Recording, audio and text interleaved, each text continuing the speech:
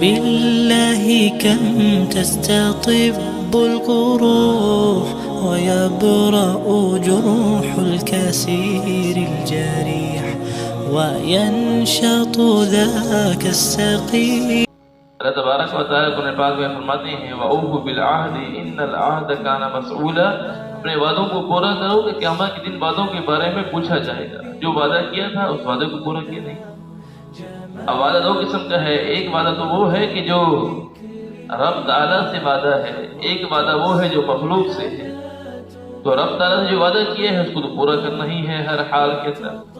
مخلوق سے جو وعدہ کیا ہے وہ بھی دو قسم کا ہے کہ اس میں ایک وعدہ تو وہ ہے کہ جو اطاعت کا ہے، اللہ تبارک و تعالیٰ کے احکامات کے مطابق ہے، اللہ کے حبیب صلی اللہ علیہ وسلم کی سنت کے مطابق ہے، تو اس وعدے کو پورا کرنا بھی ضروری ہے۔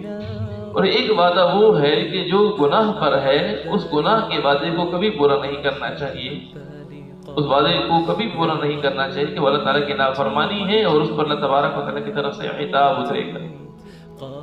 حدیث پاک میں آتا ہے کہ جو لوگ وعدہ خلافی کرتے ہیں تو قیامت کے دن اللہ تبارک و تعالیٰ ان لوگوں کے لیے ایک جھنڈا بنائیں گے جو ان کی پیٹھوں میں، ان کی پشتوں میں گاڑ دیا جائے گا، اور وہ جھنڈا ان کے لیے رسوائی کا سبب ہوگا۔ لوگوں پر یہ ظاہر ہوگا کہ یہ لوگ وہ ہیں جو وعدہ کرتے تھے لیکن وعدوں کو پورا نہیں کرتے۔